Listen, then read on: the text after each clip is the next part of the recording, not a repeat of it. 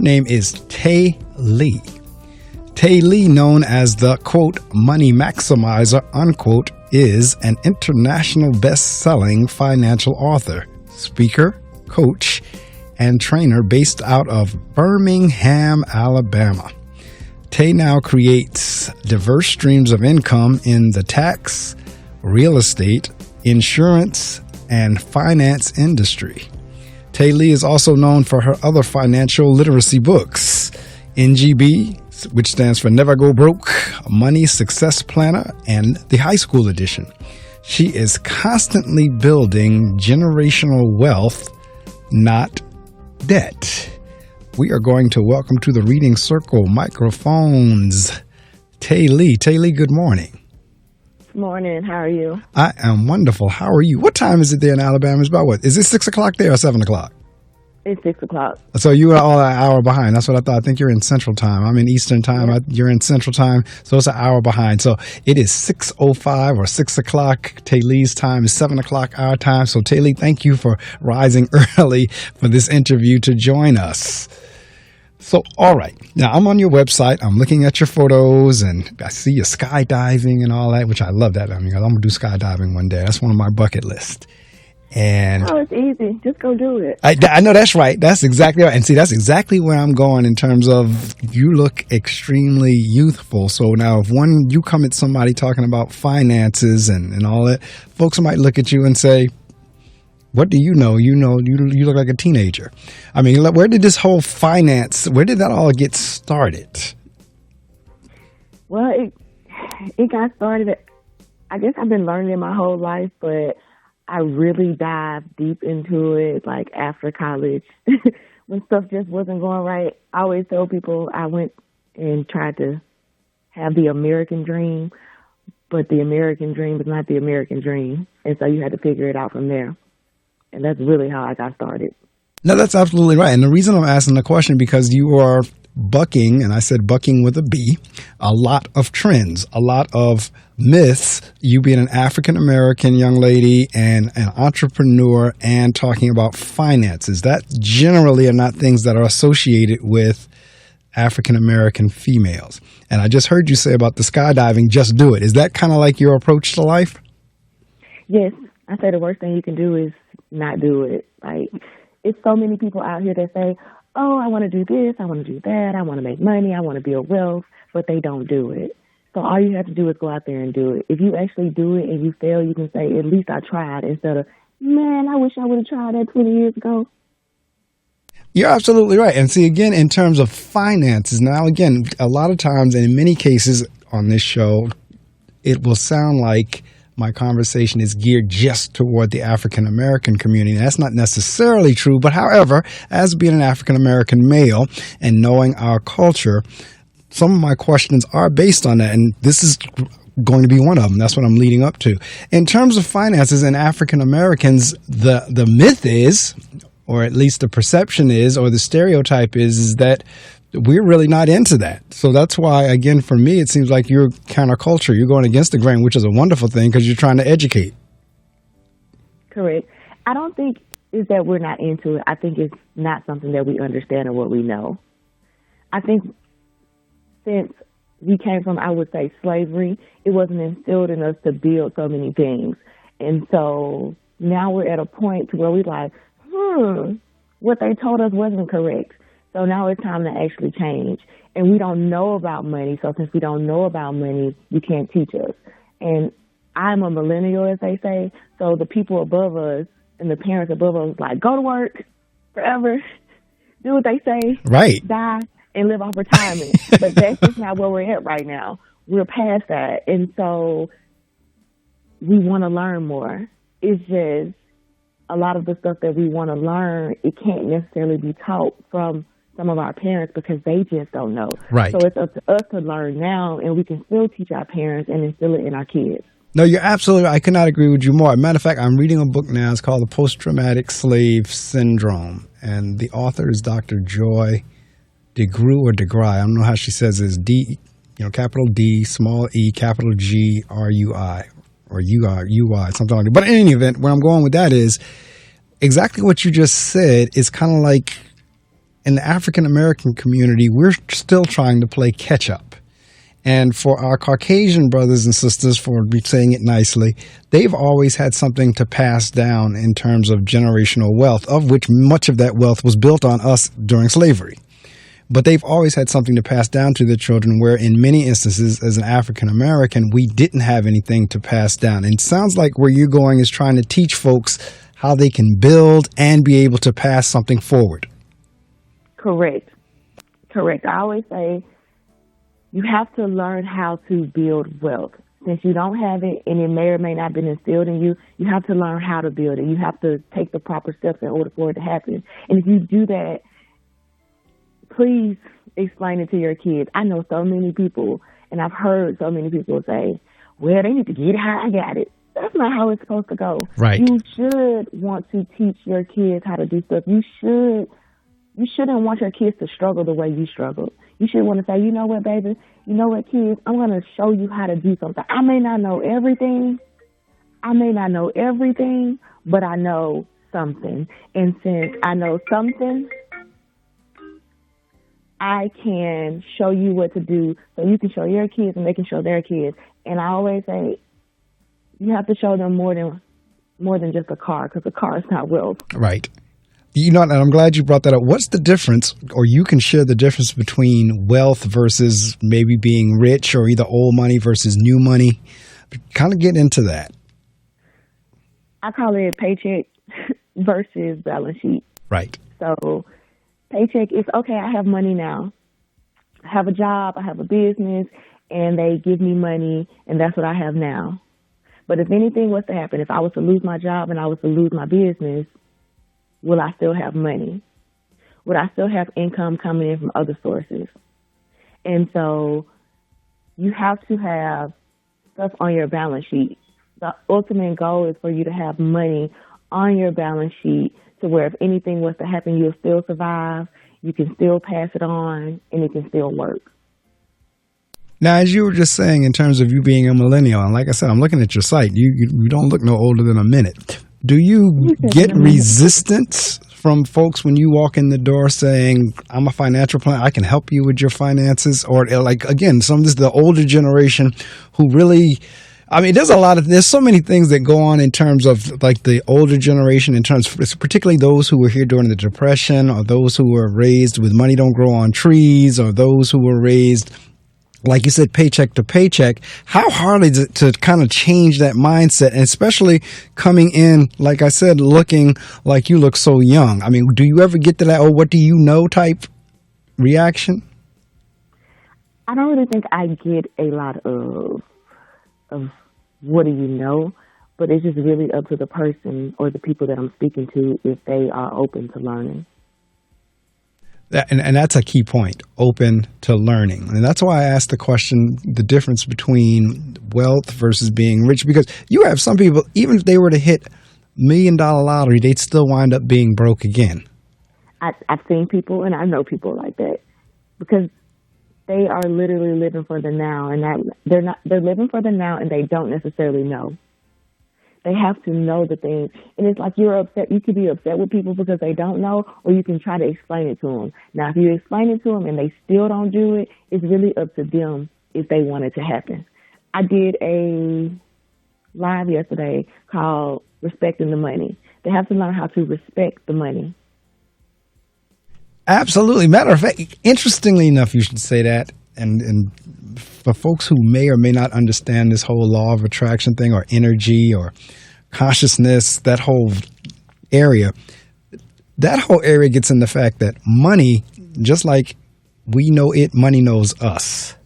To your point where you're saying respect the money, that if you don't respect the money, money's not going to respect you.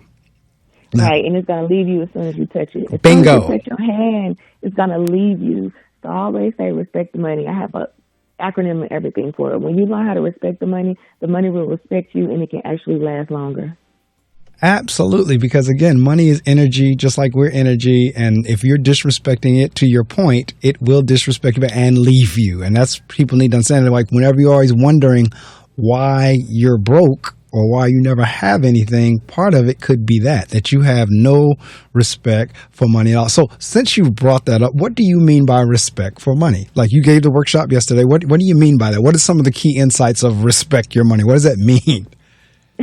So some of the key insights, you have to research how to build wealth. That's one of them. You have to educate yourself in money management basics. You have to start paying down debt. You have to put money back for emergency funds and any goals that you may have. You have to execute what you've learned. You have to cancel all unnecessary routine expenses, and then you have to take it one day at a time and don't give up. So many of us give up when it is time to do things or it's not working out as quickly as we wanted to. I tell people it is no such thing as an overnight success. If you pull back the skin, if you open up the doors, you will see that it took them 10 years to get here. So don't give up because it's not working out for you right now. Just continuously go one step at a time. And that's a key message for those of us who are not patient. And like I said, everyone's always looking for that magic bullet. They're always looking for that lottery win. But like I just said, there are those who get that lottery win and still wind up broke within 6 months to a year after receiving that. So again, in terms of, I always kind of go culturally back in terms of the message of, because depending on culture, age, so forth, we do tend to live in the now. I mean, one of the things that frustrates me is when I see somebody with whatever the top line car is, whether it's Escalade or Lexus or Nexus, whatever the top line car is, and they don't have a house. That's pulled up in front of an apartment complex. You got the biggest rims, the loudest stereo, and yet you haven't invested in a house. You're still renting in an apartment. Now, don't get me wrong. I'm not saying anything against folks who rent apartments. That's not what I'm doing. I'm not down in that. I'm not talking about that. But I'm talking about in terms of prioritizing, in terms of what Tae Lee is talking about with wealth. Those big rims, that loud radio, and that whatever top line car is not going to bring you anything. Versus if you were to invest that, whether it's in real estate or what have you, that's something that can bring you a return. Am I off base in thinking that? No, you're not. A lot of people do that. And there's nothing wrong with staying in an apartment. There's nothing wrong with staying in an apartment, but you have to have some type of investment. Your reason for staying in an apartment can be different from mine. You may stay in an apartment and then have rental properties. Right. So we don't necessarily know your situation, but if you don't have anything and you only have an $80,000 car that you can't sell for the $80,000, right, that's not correct. You have to want more. We have to want more as a generation. A lot of stuff on TV now shows that we're just loud, black, angry. Right. And we fight a lot. But that's not the case. We have to want more. If you win the lottery today, what will you do with it? So many people go just buy cars and those things instead of saying, you know what, I'm going to buy a simple car that makes sense for me. Start some investments just in case if I was to spend any more money, my investments would still be making me money. So it's really hard, but it definitely takes a mindset shift, and they have to want it. If they don't want it, then it won't happen. You can go blue in the face. So you have to want it. They have to want it. We have to want it as a whole. That's absolutely right. And the scenario that you described in terms of the apartment, because we don't know folks' situation, but I'm glad you distinguish and differentiate that in terms of if that's your situation where you're renting an apartment or when you get into condos and co-ops and all that, that's still a different real estate category. But let's stay with the apartment example. If you're doing what Tae Lee just said in terms of you have rental properties and this and that, then more power to you. But that wasn't the audience I was talking about. I'm talking about that audience that you just said got the $80,000 car and that's it. Of which, like you just said, you're not going to get an 80 as soon as you drove that off the lot, that was it, because you're not getting that back. But let's talk about this passive income, because you're talking about building wealth, and there's the income, and I'll let Tae Lee talk about it because she's the financial expert. There's a difference between passive income and your regular paycheck. Talk a little bit about that. Well, passive income, everybody should want passive income. So you have your active income. That's income that you have to work for all the time. But passive income is making money while you sleep. You have to make money while you sleep. If you can get to a point to where your passive income surpasses your active income, you're you're doing well. And so there's so many ways to have that kind of income. You can do real estate, stock, you can invest in other businesses, but you have to find something. Absolutely right. And that's a key point, because again, culturally we kind of shy away, or we're somewhat timid of those areas. We're a little bit shy to those areas because, again, it's back to what we were taught or not taught, whichever way you want to look at it. But more and more of us are now getting into that. We're getting into, and when she says passive income, money while you sleep, she's talking about investments. She's talking about, if you, let's say, for example, you come up with an internet business. And now you have people who are ordering from around the world while you're sleeping. That's what she means when you're sleeping, because the internet, as you know, is up and running all the time. So, and you also know the world has different time zones.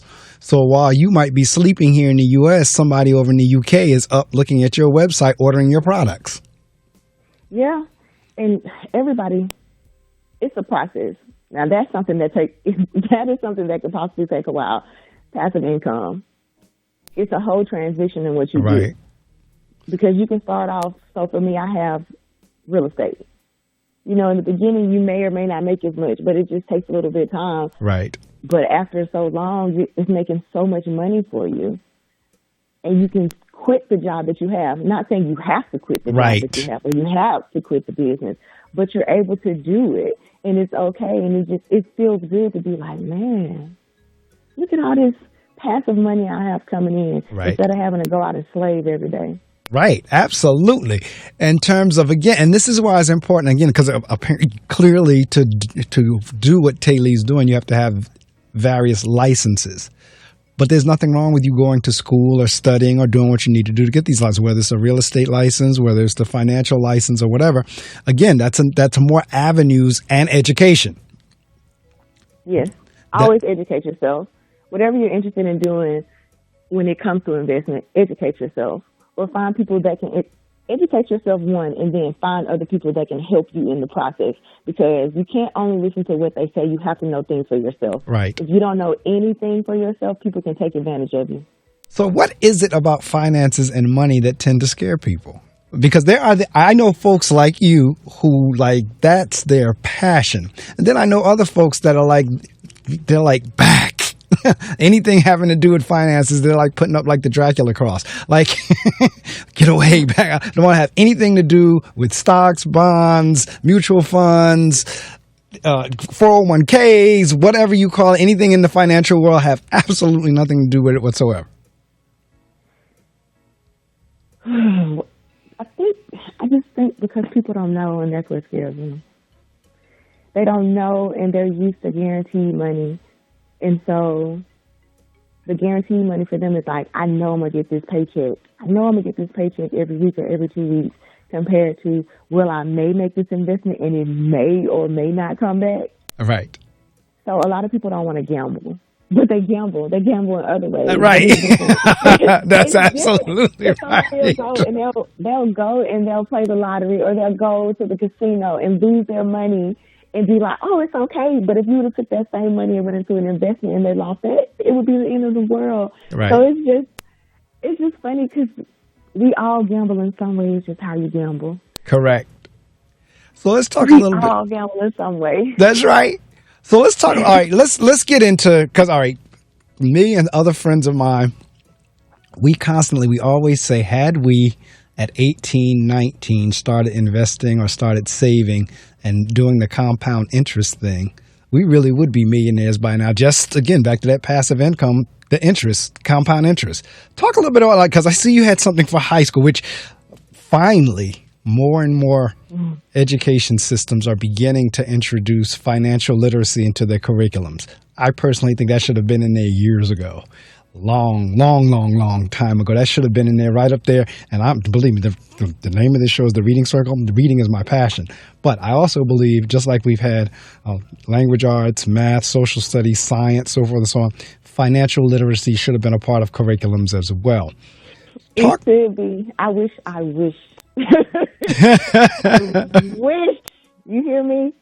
I wish I would have had it. I would have known. I'd have been further along than I am now. Right. Same here. Further along than I am now. Like Oh, oh, school taught you the Pythagorean theorem, but Right. they didn't Right. teach you the stuff that you needed to know. And you should start young. I always say start them young. You can start them 5 or 6 years old. You can start them that young. Right. They'll understand. You can give them $1 and say, baby, I'm going to give you this $1 and just see what they do with it. And if they spend it and they ask you for something, say, what happened to your dollar? It's just small stuff to show them and implement early. You don't have to go full blown out with a 5 or 6 year old because they can be like, Mama, I just want to see candy. But you can show them simple things, and you can go ahead and start making investments for your kids. No, it's Financial absolutely literacy right. It's so easy to learn, but so many of us are learning so late that we don't want to learn it. But if you talk to a lot of kids now, they like, I want to know. Like, I want to know how to do this. That's a very good point. I want to get out the current situation that I am. I want to get out. I want to get out of poverty. I want to have some type of wealth. That's a very good point in terms of some of us have so far gone that we kind of figure it's too late for us, so why bother? But if you catch a child that is willing, back to what you said, willing to learn it, because it's not that when I was 18, 19, I wasn't told this. It's just that I didn't do it. And now looking back, I regret it to a degree.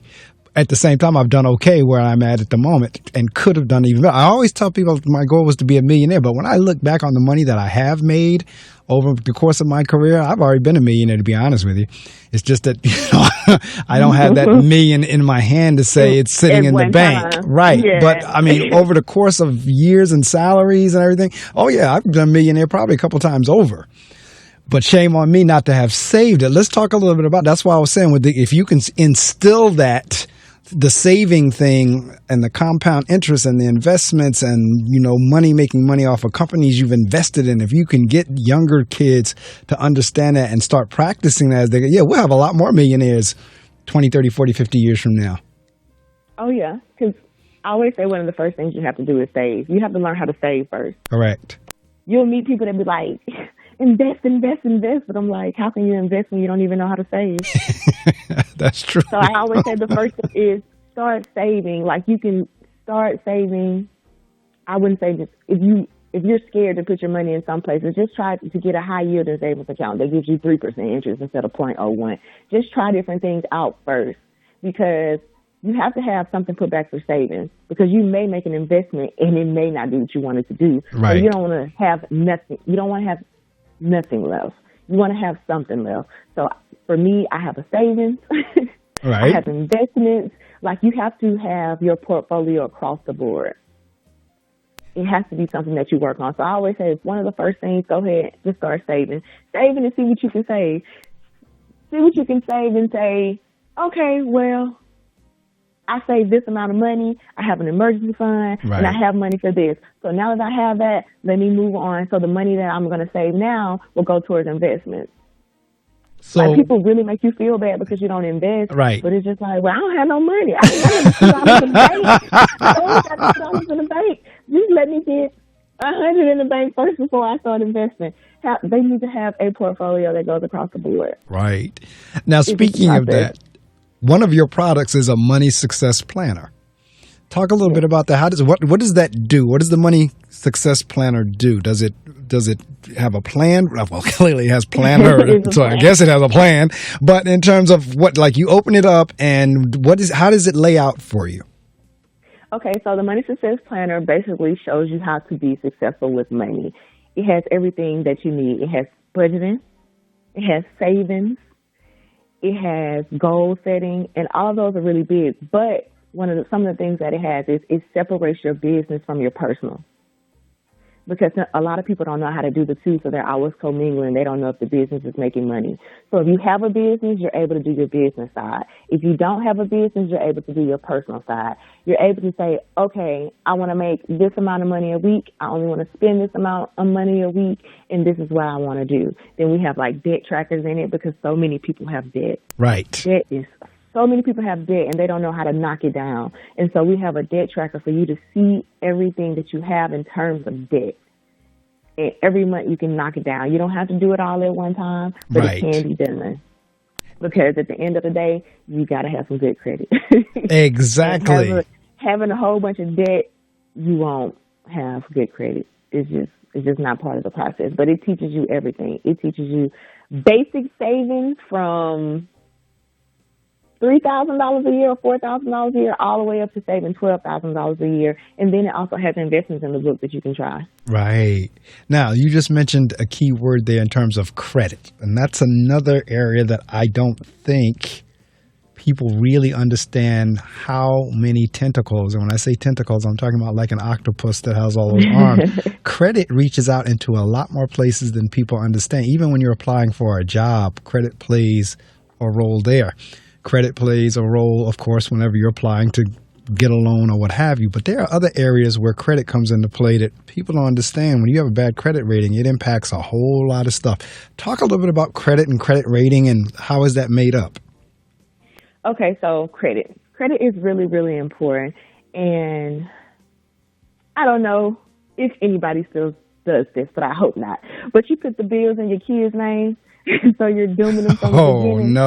No. Oh, I hope not either. I've known folks to do that. I've known people to do that too. And so that's something that we do not need to do anymore.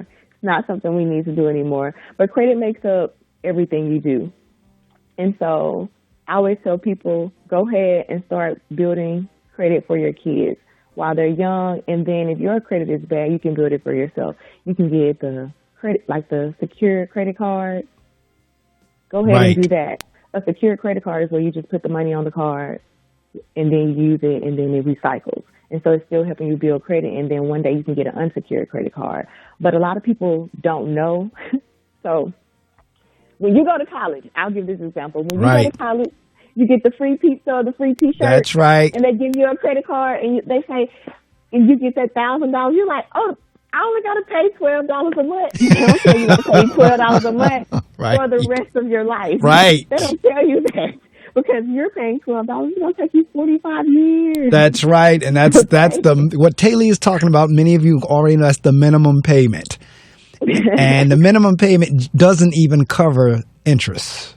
That's why she's saying it will take you the rest of your life if you do that minimum payment thing.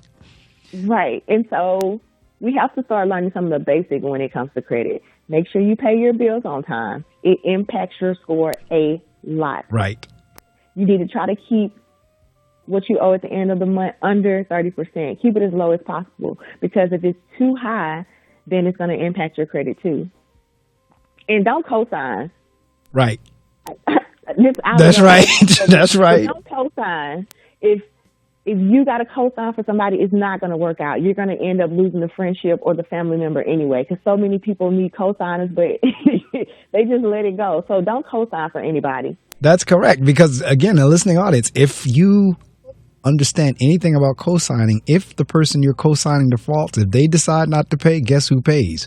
If they're late and all those things now fall on you as the co-signer. That's why Tae Lee's saying don't do it. Now, again, I understand family, I understand friends, but as she just said, you can lose both and still wind up losing your credit rating and your money. Easy. Exactly. Easy.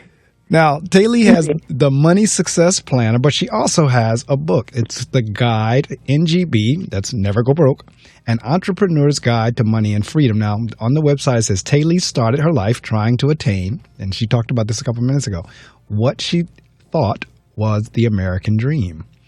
But when things did not work out as planned, she went from being broke and moving back home with parents to taking control over her life and finances. Tae takes you on her journey to becoming a successful entrepreneur with the freedom and money to live life on your own terms, or she says her terms. Her mission is to help others to build generational wealth and not debt. That's what we're talking about.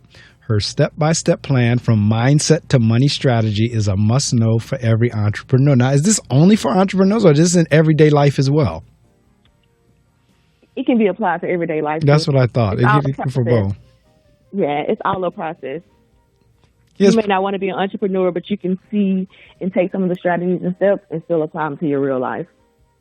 And again, we're talking about the importance. Again, if you just joined us, and I hope you've been with us personally, I hope you've been with me since 6, but if not 6, certainly 7, because that's when my guest joined me. My guest this morning is Tae Lee. She's one of those like Prince, like she has one Tae Lee, like one of those names you can't forget that name. Words. Yeah, that's right. You can't forget her name, Tae Lee. As a matter of fact, do people, when they see you, they think it's something Asian? Yeah, they think I'm an Asian man. Can I speak to Mister? Can I speak to Mister? I'm like, yeah, I'm a girl. 2 words. 2 words. I always say my name is Tae Lee. 2 words. So they'll say Tae Lee, Kayla. They'll say everything but Tae Lee. Everything but Tae Lee, right? 2 words. Yes, 2 words. They'll say everything, and it's 2 simple words at that. That's what makes it so bad. Like, that's what makes it so bad. Right. Say everything. They'll say, "Can I speak to Ty and Tia?" I'm like, "Ma'am, this is 1 syllable. 1. How do you mess up the 1 syllable?" And see, I'm laughing because I know exactly what she's talking about. My last name is 2 syllables, Medley, and you would not believe how many ways I've heard Medley. Yeah, Miley. I can see that. I can see them saying Miley. Yeah, just all over them. It's like you just said. It's 2 syllables, and then the D is kind of hard. Duh. Medley. And but people have, so I can only imagine how they've messed up Tae Lee. That's why I asked you earlier, is it Ty or is it Tae? I didn't want to make sure I didn't mess it up. But that's my guess this morning. They kill it. So going back to the books, because now it's one thing to talk it. It's one thing to present about it, but it is another thing to write a book about it. How was it whenever you decided to write the book? I mean, what steps or process did you go? Or what even made you say, you know what, I'm gonna put this in a book? I wanted to put it in a book because people need to actually read about it. And I like reading, so I'm not a big TV person. Right. So I don't even have TV or cable. So my house is boring. Same here. That is the same way. You know what I mean? Boring house. And so I'm a really big reader, and I think when people read, it helps them. They'll implement it. They say if you want somebody not to know something, give them a book. Put it in a book. That's right. Put it in a book. We have to change that stereotype. Put it in a book. Start reading. And reading is just so fun. Right. Reading is so fun. I agree. Reading is so fun. And so everything that I've been doing and everything going forward, I just feel like it should be in a book. And it doesn't matter if that book is online. Right. It doesn't matter if it's a Kindle. It doesn't even matter if you listen to it. But as long as you're getting the knowledge, right, that's what makes it good. And I wanted people to have the knowledge. Now, folks like you went to high school with or college with or school with, and they see you kind of out there, what's kind of like their commentary, feedback? Do they come to you for, just like your friends, are they always hitting you up for financial advice, or how does that whole thing work? Of course. Of course, they have to. So what do you think about this? What do you think about that? I tell people I can help you with what I know, but what I don't know, I will refer you to somebody. That's just part of the process. Just like knowing when somebody has a lot of money, they're going to always ask you, can they borrow it? So, it's part of the process. It's part of the process, but I love it. Right. I love it. I love doing it. I love teaching it. I love it. I just think it's so awesome. And then I just love to see people achieve the goals that they set out for. I love to see people be like, oh man, I did it. I made it. Like, right. I just love it. I just think it's awesome. Think it's awesome. And that's, let me tell you why that's all, because you're not only looking, this is the deal with this. You're not only looking for wealth or riches for yourself. You're trying to help other people get it. Everybody. Right. In other words, there's enough out there for everybody. It doesn't have to be the crab in the barrel thing. It doesn't have to be, in order for me to make it, you don't make it. There's enough out there for everybody. It's just a matter of knowing how to access it. That's our problem. It's out there, but we don't know how to access it. About accessing and knowing that just because somebody else is doing it, it doesn't necessarily make your business sad. You're still going to get those clients. You're still going to get those customers. My other business that I literally have six, I could say 6 friends and we do the same thing. And when I say we help each other, Right. if I don't want the client, I'll refer them to them. If I have too much on my plate, I'll refer them. They refer them to me. If I have a question, we all help each other. It's no crap in the barrel. Like, they say that a lot of Black people do it. I say it's a person by person. Right. It's a case by case, because I know too many people that help each other. Same too many here. of us out here help each other. It's just case by case. That's just like they say, oh, if you do business with a Black person, it's bad business. I said, well, until you start doing business with everybody, Right. you'll know. That's exactly right. It is not just a Black person thing, but it's enough money out here for everybody. Yes.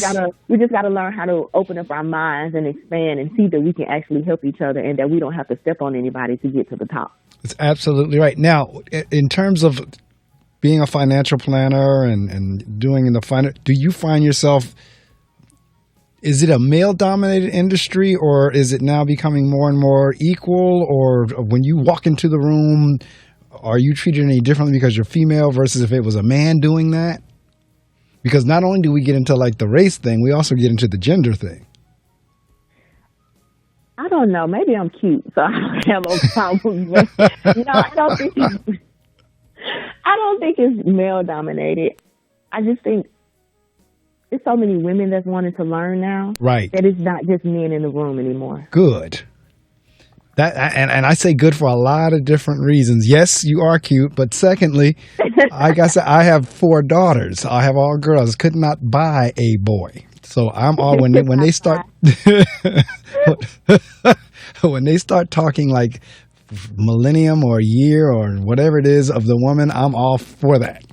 Especially Right. since I have 4 girls, because I want them all to do well. I want the boys to prosper too. Don't get me wrong, but since I do have 4 daughters, you want all them to do well. That's exactly right. So I don't want to be hearing this race nor gender thing.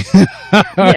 And depending on where you at, you may run into it. But like I said, I just feel like now it's so many women that want to learn. Right. There's so many Black people that want to learn. Even men, it's still men that want to learn too. Right. Like, they want to learn, and since they want to learn, So that's basically That's basically what it comes down to, is the willingness to learn. Now, because again, I'm going to go back to what I was talking about, the fear of finances. Is it really that hard? Or is it harder, or do people in their minds make it harder than it really is? I mean, is it that hard to read the stock page? Is it that hard to understand the ups and the downs? Is it that hard to understand if I put X number of dollars into this mutual fund, or even what a mutual fund is? I mean, because I've seen both sides. I've experienced both sides. There's been parts of me that says, oh, this is too difficult to find. And then other times, like, you know what, my undergrad is in business administration, so I get it. But there are other times when it's like, this is, I don't understand why people are so afraid of it. it's not that it's hard. It's just we're in a microwave society, and we want it now. Right. And investments can be slow money. Right. And so it's not that it's necessarily hard. It's just we want stuff to happen now. And investments, like I said, since it can take a while, people be like, man, forget that. I'm not trying to learn it. But if you really sit down and just pay attention to everything and start reading and researching, right, you'll see that it's not as hard as it seems to be.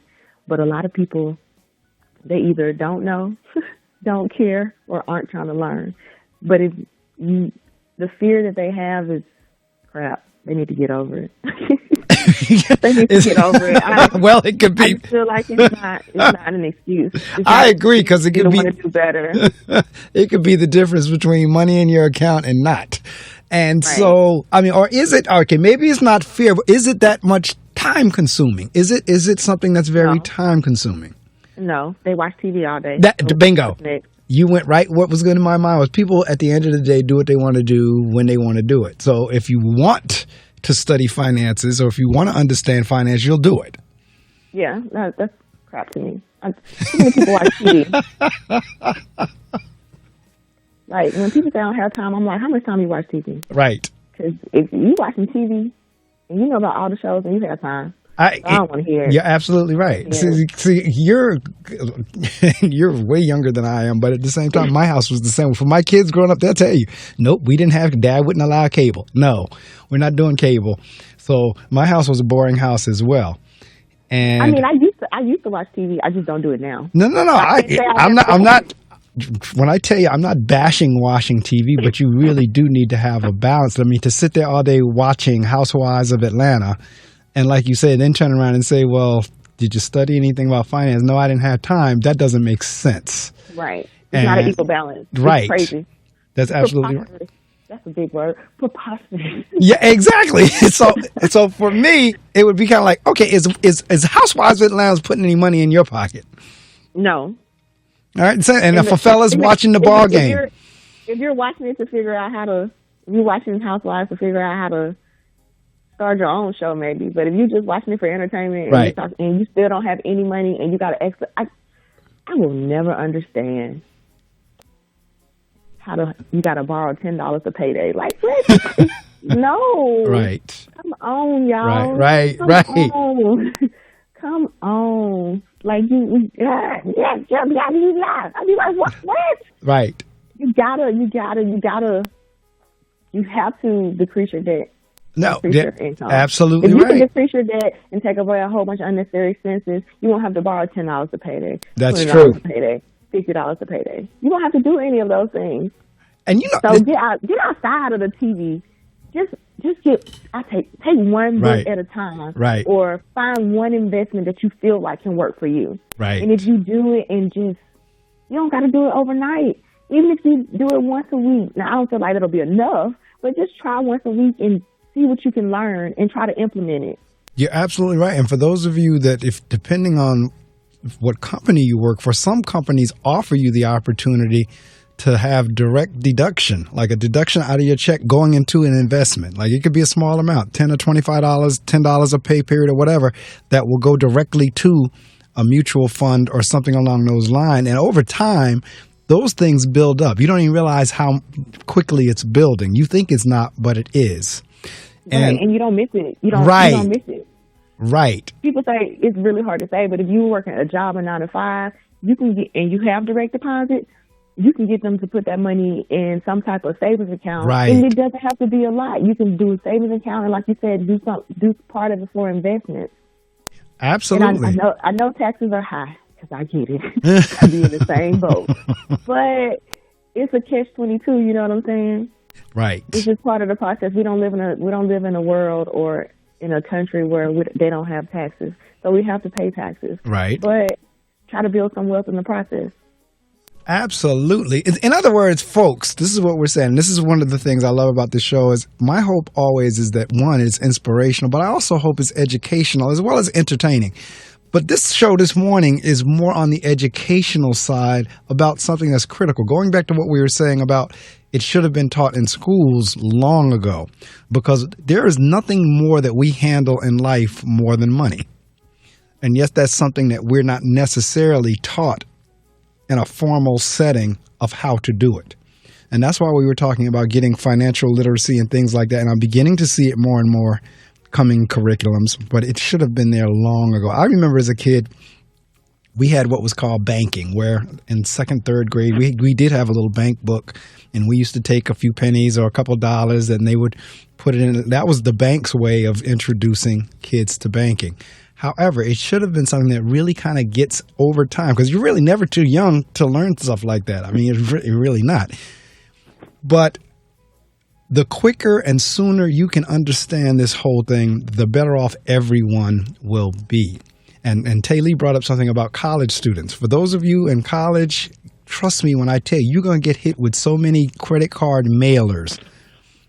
Yes. You're going to won the lottery. Right. And it's by design. As you heard me say, my undergrad degree was in business administration, and I concentrated in marketing. And the credit card companies, they've already scoped you out as a college student. They already know that market. They already know, for lack of a better term, and when I say this, they already know you're dumb financially. They know that. And they also know this is probably going to be your first taste of freedom. In terms, particularly if you live on campus or you're going away from home or what have you. They know that. They have your demographics. They know exactly who they're targeting. They know the words to say. They know what's going to induce you or entice you to take that credit card and spend. And just like Tae Lee said, it's only $12 a month. You want me to tell you something so bad? Go ahead. Let me tell you something. I used to work for those companies, and I used to call all my friends and tell them to come get the credit card when I was in college because I needed a job. Right. So I ended up getting a card, and I was like, y'all come get this free pizza.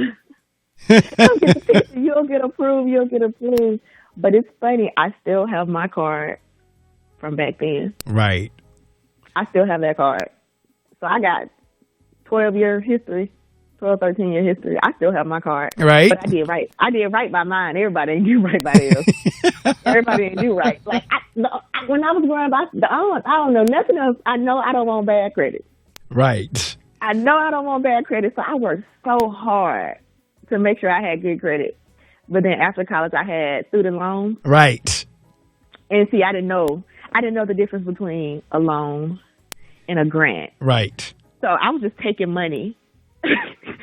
I was taking money, and I was like, "Oh, okay, it's free money." Right. And they was like, "Oh, no," but I did right by it. I used to pay all my bills up for a year, like my apartments and stuff. It's like I don't have no bills. See, you remind me. One of my daughters is dogmatic like that. She lives in Alexandria, Virginia, and when I tell you she's like on top of her credit rating and all, she is constantly looking at that report, and so she's like, now out of the four, she's probably the most financially conscious one because there's no question she's the financial one out of the four of them. Because you instilled it in them, you showed them the way. Yes. One of them took it. The other one was kind of like the shopper. I always tell people you can't help everybody. Right. At least teach them what to do. That's true. I always say, even with young kids, let's start early. Like you can teach them things, but you got to show them and make them do the work too. That's true. Because you can go to the school and be like, listen, child. Don't have bad credit, open up a bank account. Right. But if you don't go out and teach them how to open up a bank account and stay on them and make them be consistent with it, it doesn't help. You can get them the credit cards so they can start building the credit, but if you don't really teach them how to do it and they don't have any more money, right, they probably still gonna swipe that credit card. That's absolutely right. We gotta show them, we gotta guide them, you don't have to necessarily handhold the whole time, but show them the fundamentals to get there. I know that's right. Wow. That $1,000 be maxed out so quick in college. So now I'm talking about real quick. That's exactly right. And you start paying them $12, and you look up and be like, "Why can't I get anything else?" This is a bank. Right. I'm not gonna say what bank it was. So in college, I think I accidentally had an overdraft. And this bank used to charge $6 a day. A day? Wow. For 30 days.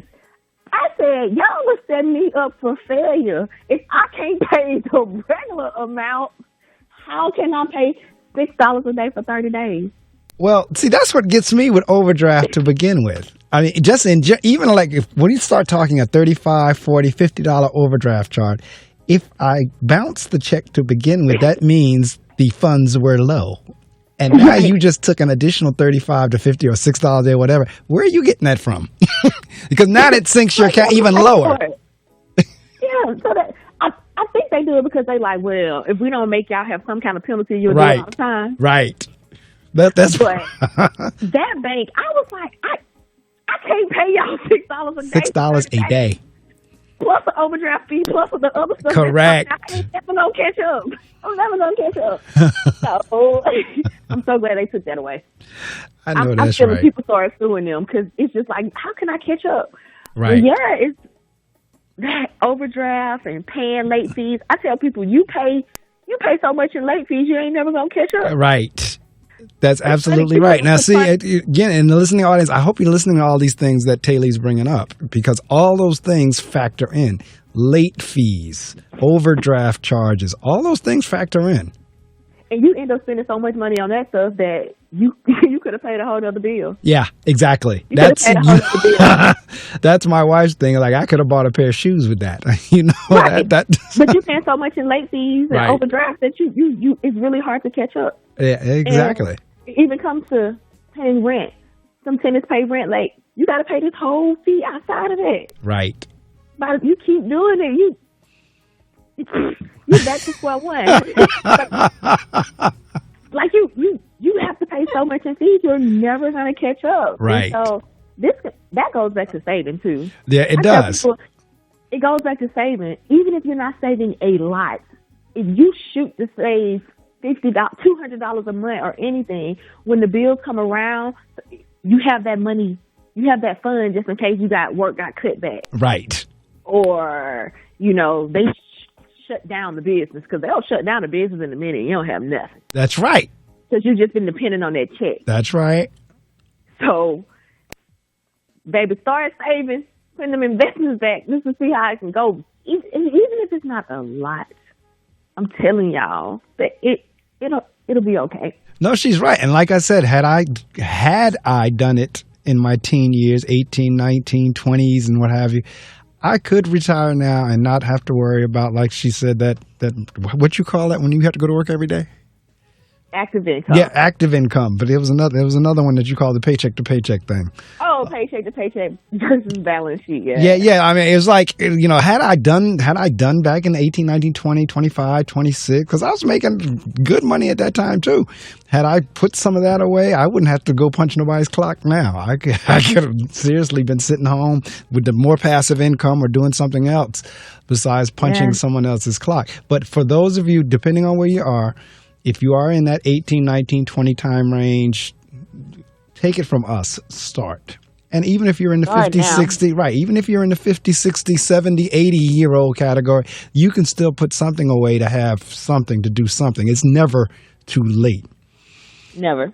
Don't let anybody tell you. Right. If they tell you it's too late, be like, man, you don't know what's coming out. Right.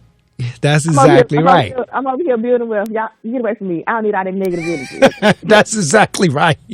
On that negative energy, exactly right. Y'all get away from me. So now, let's see. You came to me through Nikki Woods. How did you and Nikki meet?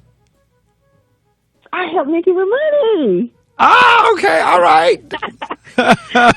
It was funny. I helped her build wealth. Oh, I hear you. I ain't mad at you at all. Nikki and I have this crazed relationship, and I always tell her in terms of, feel free, any guests that you recommend, they're in. I mean, it's kind of like I don't have to go through this process of vetting and all that. If Nikki said you're good, Nikki is good. So Nikki will recommend somebody to me, and then it'll take me a little while to get back to her. And I love working with her because she's very straight up.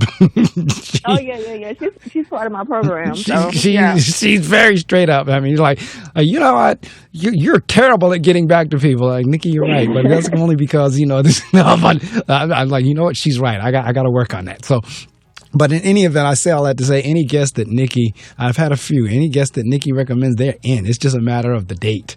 And because her guests are always good. I had a wonderful time speaking with you this morning. And again, my hope is educational and inspirational. Because what I do now near the end of the interview is I shut the mic off and you have a chance, and we've kind of talked about them, but you really have a chance to promote your books, The Success Planner, your business in and of itself. You have the opportunity to do that. The only thing you cannot say on the air is the dollar amount. They can work that out with you once they contact you.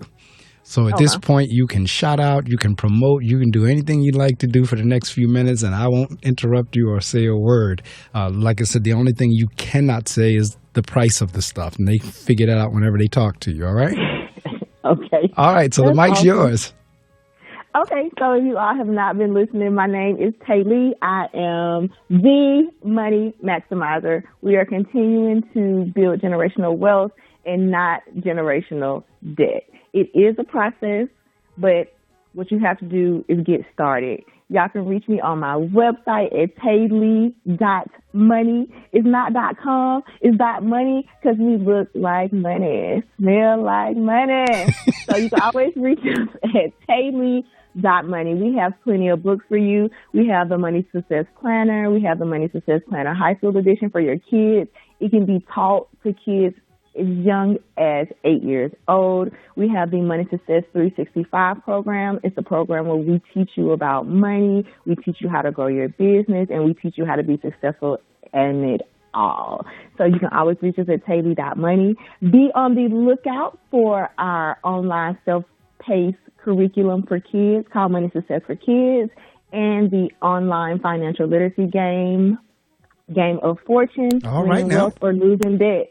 So reach out to us, taelee.money. If you have any questions, let us know. And guess what? We can't talk about price, but whatever you get is priceless. I like that. I like that. I know that's right. And so when she says taelee.money, it is, like we were talking earlier, it is 2 words, but they're all together on the website. Very simple. Taelee. Exactly. taelee.money. All right now. I tell you, it's right there. .money. taelee.money. taelee.money. Well, Tae Lee, I tell you what, I thank you so much again. If it's 8 o'clock here, it's 7 o'clock there. Had a ball speaking with you this morning. I'll make sure that Nikki knows. And again, you know what? Now, are these available on Kindle? Are these available on Amazon or on Kindle? Both of these? Either one of these? No, they're on the website. They're on your website. Okay, so you go to her website. If you go to taelee.money, the products are there. I'm looking at Never Go Broke, an entrepreneur's guide to money and freedom, and I'm looking at the Money Success Planner. And I just heard you talk about financial games and all that being introduced. All right, you go, girl.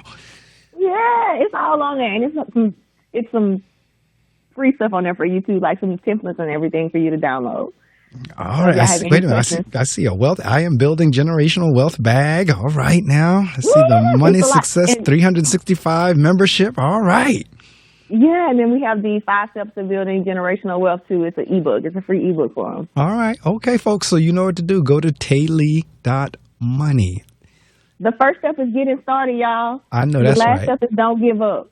That's right. So again, if you go to Google, because like you said, if you do the Tae Lee on Google, you're probably going to get the Asian men. But if you put in Tae Lee Money Maximizer, or if you put in taelee.money, you'll get the one we were talking to this morning. Yeah. Yeah. All right. So dope. So, all right. Well, I'll tell you what, Tae Lee, have a wonderfully blessed rest of the day. I wish you much success. Matter of fact, I know you're going to have it because you anybody that knows how to deal and fool around with money and have that passion for it like you have it, I know you'll do fine. You're going to do great. Thank you so much. Thank you so much. All right. Well, take care. And I do archive this on my YouTube channel. So in the next few days or so, you'll be up on my YouTube channel. I'll get the links to you. You can do whatever you want with them. All right. Thank you so much. I appreciate it. All right. Same here. Have a great day. All right. You too. Thanks. Enjoy Saturday, y'all. All right. Take care. All right. Bye-bye. Bye now. That finishes up another edition of The Reading Circle with your host, Marc Medley. And my guest this morning was Tae Lee, the Money Maximizer. And again, you can reach her by going to her website, taelee.money.